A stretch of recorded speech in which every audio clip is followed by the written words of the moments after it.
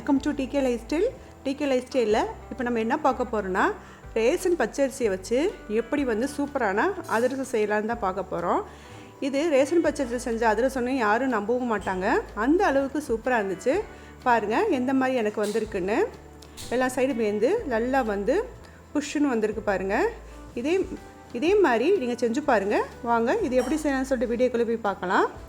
அதுக்கு முன்னாடி நம்மளுடைய சேனலை முதல்ல பார்க்குறீங்கன்னா சப்ஸ்கிரைப் பண்ணிவிட்டு பாருங்கள். இப்போது நான் ஒரு பவுல் எடுத்துக்கிட்டேன். அதில் பார்த்தீங்கன்னா இந்த கப் அளவில் நான் 2 கப் பச்சரிசி எடுத்துக்கிட்டேன். உங்கள்கிட்ட டம்ளர் இருந்தால் கூட நீங்கள் யூஸ் பண்ணிக்கலாம். இதை நல்லா கழுவி எடுத்துகிட்டு வந்துடலாம். ரேஷன் பச்சரிசினால் நான் கொஞ்சோண்டு உப்பு போட்டு நல்லா கழுவி எடுத்துகிட்டு வந்துடுறேன்.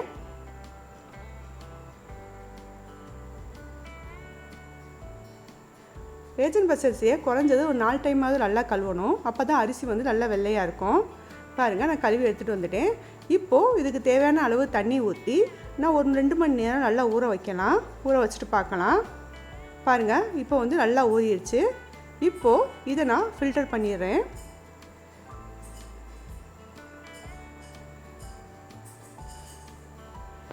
ஃபில்டர் பண்ணிவிட்டு ஒரு ஒயிட் கிளாத் விரித்து ஒயிட் கிளாத்தில் நான் ஸ்ப்ரெட் பண்ணி விட்டுறேன். அது நல்லா காயட்டும். நம்ம ஃபேன் காற்று அடியிலே காய வச்சிடலாம். அரிசி ரொம்பவும் காயக்கூடாது, கொஞ்சம் ஈரப்பதமாக இருக்கணும். அரிசி ஒரு 10 நிமிஷம் காஞ்சால் மட்டும் போதும். அதாவது கையில் பிடிச்சோம்னா கையில் ஒட்டணும், அந்த அளவுக்கு மட்டும் அரிசி இருந்தால் போதும். பாருங்கள் இந்த அளவுக்கு ஒட்டணும். இதுதான் கரெக்டான பக்குவம். இது ஓகே. இப்போ இந்த அரிசி எடுத்து நான் ஒரு மிக்ஸி பவுலுக்கு மாற்றிக்கிறேன்.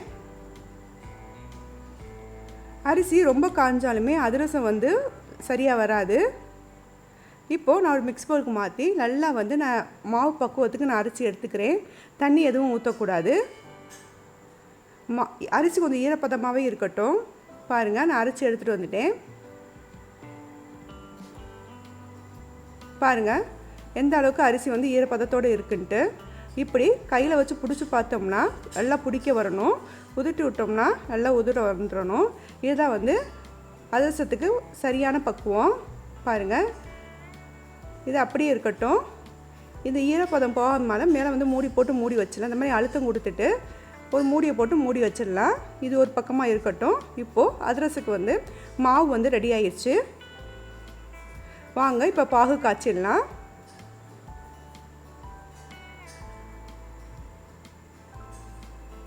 இப்போது நம்ம எந்த கப்பால் நம்ம அரிசி எடுத்தோமோ அதே கப்பால் 1.5 கப் அளவுக்கு நான் மண்டவலை எடுத்துக்கிட்டேன். பாகு வெல்லனே கேளுங்க, கடையில் கொடுப்பாங்க. அதுதான் அதிரசத்துக்கு சூப்பராக இருக்கும். அதை வாங்கி யூஸ் பண்ணிக்கலாம். இல்லை பாகு வெல்லம் எனக்கு கிடைக்கல, சாதாரண வெல்லம் தான் இருந்தாலும் நீங்கள் அதையே யூஸ் பண்ணிக்கலாம். இதோட நான் 3/4 கப் அளவு நான் தண்ணி ஊற்றிக்கிட்டேன். இப்போது நல்லா மிக்ஸ் பண்ணி விடலாம். வெல்லம் எல்லாம் கரையட்டும்.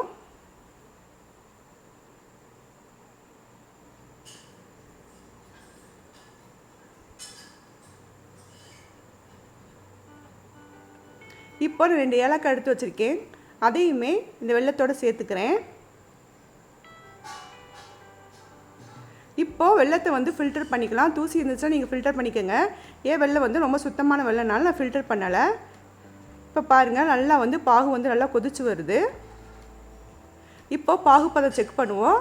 அதிரசத்தை பொறுத்த வரைக்கும் பாகு பதம் ரொம்ப முக்கியமான பதம். பாருங்கள் நான் ஒரு பவுலில் தண்ணி எடுத்துக்கிறேன். அதெல்லாம் எடுத்து வச்சுக்கக்கூடிய வெல்லத்தை ஊற்றிக்கிறேன். பாருங்கள் இப்போ சரியாக எடுக்கவே வரல, தண்ணியில் கரையுது. இது சரியான பக்குவம் கிடையாது. இன்னும் கொஞ்சம் நேரம் இருக்கட்டும். மறுபடியும் நான் ஒரு பவுலில் தண்ணி எடுத்துக்கிறேன். எடுத்துகிட்டு நான் காய்ச்சி வச்ச பாகை ஊற்றுறேன். பாருங்கள் நல்லா பாகு நல்லா எடுக்க வருது. உருண்டை பிடிச்சி நல்லா உருண்டை பிடிச்சி வருது. மறுபடியும் தண்ணிக்குள்ளே போட்டோம்னா அந்த உருண்டை கரையாமல் இருக்குது அந்த வெல்லம். இது கரெக்டான பக்குவம். அதிரசத்தை பொறுத்த வரைக்கும் பாகு பக்குவம் ரொம்ப முக்கியம். அதாவது தக்காளி பத பக்குவத்துக்கு இருக்கணும். பாகு பக்குவம் ரெடியானோடனே நம்ம அடுப்பை ஆஃப் பண்ணிடலாம். எடுத்து வச்சுக்கக்கூடிய மாவை போட்டு நல்லா மிக்ஸ் பண்ணி விட்டுக்கலாம். இதுக்கு கூட ஒரு ஆள் சேர்த்துக்கோங்க, ஒரு ஆளாக பண்ண முடியாது. நம்ம மாவு போட போட பாகத்தை நல்லா கிண்டிக்கிட்டே இருக்கணும். அப்போ தான் சூப்பராக வரும். நம்ம எடுத்துக்க வச்சக்கூடிய அளவுக்கு மாவும் பாகும் கரெக்டாக இருக்கும். கொஞ்சம் கொஞ்சமாக போட்டு நல்லா மிக்ஸ் பண்ணி விடுங்க. இந்த மாதிரி இந்த இடத்துல ஒரு பிஞ்ச் வந்து உப்பு சேர்த்துக்கோங்க. உப்பு சேர்க்கும்போது டேஸ்ட்டு சூப்பராக இருக்கும். பாருங்கள், நான் எடுத்து வச்சக்கூடிய எல்லா மாவையும் போட்டு நல்லா மிக்ஸ் பண்ணிடுறேன்.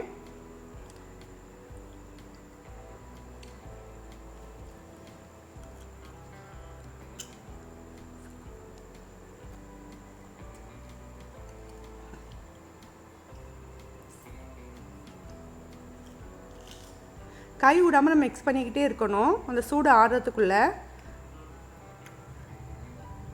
பாருங்கள், நான் எல்லா மாவையும் போட்டு நல்லா மிக்ஸ் பண்ணிட்டேன். மாவோட பக்குவம் எந்த அளவுக்கு இருக்குன்னு பாருங்கள். இந்த மாதிரி செஞ்சு பார்த்தா கண்டிப்பாக அதிரசம் வந்து உதிராமல் வரும்.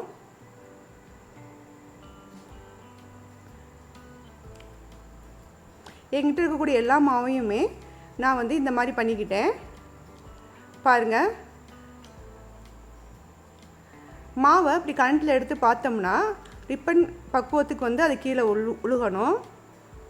பாருங்கள், நான் எல்லாத்தையும் நல்லா மிக்ஸ் பண்ணிவிட்டு மாவு எடுத்து கரண்டியில் வந்து நம்ம எடுத்து ஊற்றினோம்னா இந்த பக்குவத்துக்கு கரெக்டாக இருக்கணும். இதுதான் கரெக்டான பக்குவம். நம்ம வந்து அதிரசம் வந்து உடனே சுட முடியாது. 2 days நம்ம அப்படியே வச்சுருக்கணும். இதை ஏதோ ஒரு கண்டெய்னரில் வந்து நம்ம மாற்றிக்கலாம். பாருங்கள், இந்த மாதிரி நான் ஒரு கண்டெய்னரில் வந்து நான் மாற்றிக்கிறேன். மாற்றிட்டு இது கைப்படாமல் 2 நாள் கழித்து நம்ம யூஸ் பண்ணிக்கலாம்.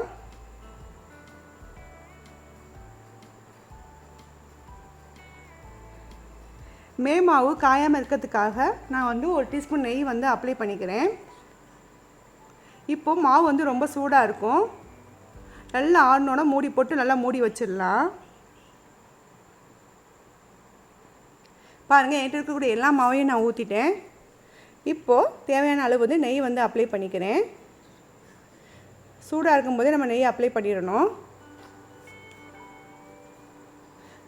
இதை வந்து சூடாக இருக்கும்போது மூடி போட்டு மூடி வைக்கக்கூடாது. நல்லா ஆனதுக்கு அப்புறம் மூடி போட்டு மூடி ஒரு 2 நாள் கழித்து பார்க்கலாம். பாருங்கள், மாவு வந்து எந்த அளவுக்கு எடுக்க வந்திருக்குன்னு. நம்ம அதிரசம் மாதிரி தட்டி போட்டுடலாம். அதிரசத்துக்கு மாவு தட்டும்போது ரொம்பவும் வந்து குண்டாக தட்டக்கூடாது. ஓரளவுக்கு வந்து மீடியம் சைஸில் தட்டணும். பாருங்கள், எண்ணெய் காஞ்சிருச்சு. எண்ணெய் வந்து ரொம்பவும் ஹையாக கொதிக்க விடக்கூடாது. லோ ஃப்ளேமில் வச்சு நல்லா கொதிக்க விடணும்.